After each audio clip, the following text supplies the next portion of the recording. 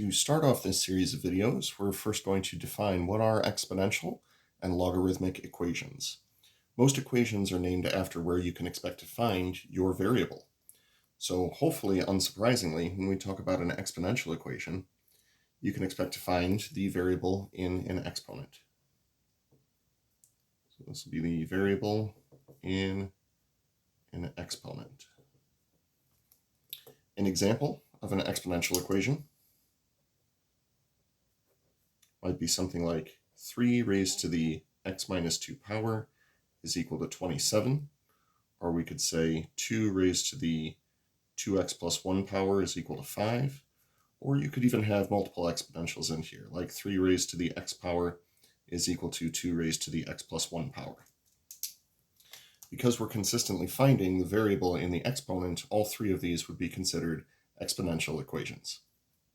As far as a logarithmic equation is concerned, if we apply the same technique or apply the same logic as what we used for the exponential equation, a logarithmic equation is where you can find the variable in the argument or the input of a logarithm.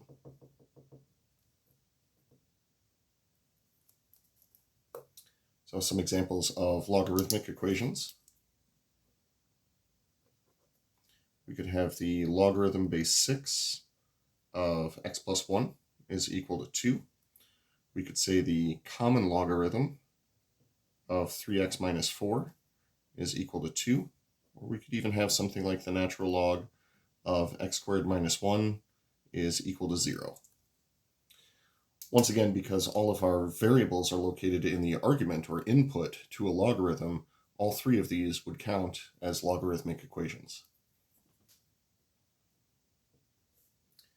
Now, next big question becomes, how do we solve these things?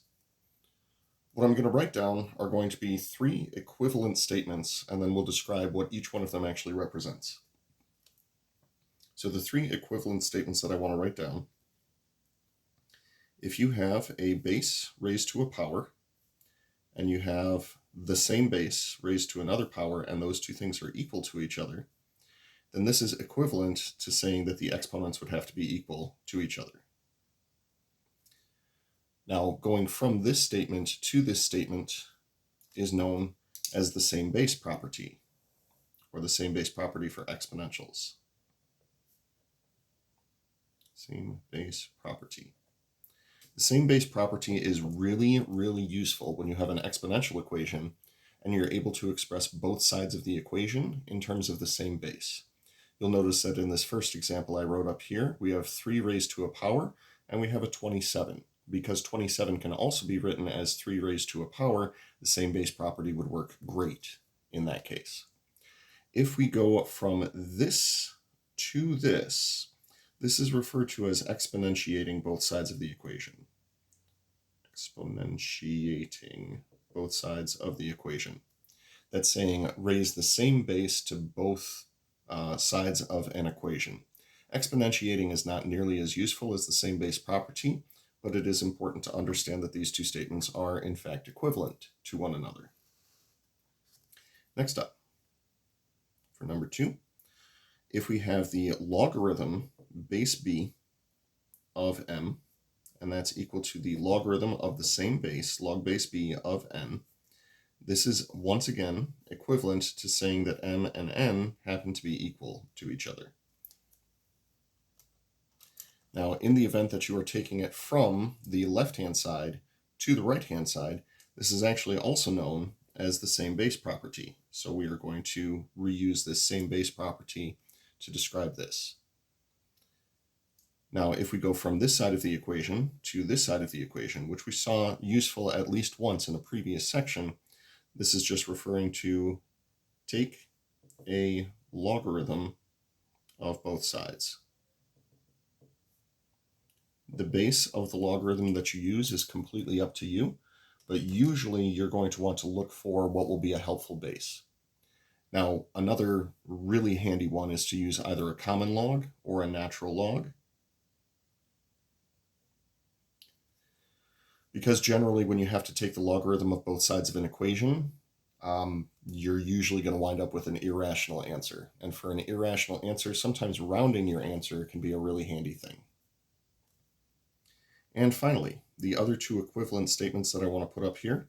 If we take a base and we raise it to a power, and that's just equal to some number or algebraic expression. And this is equivalent to saying the logarithm base b of n is equal to m. Now, this one doesn't necessarily have a special name when we're going from one side to the other, but on the left-hand side, we have what's known as exponential form of an exponential statement, and on the right side, we have the logarithmic form.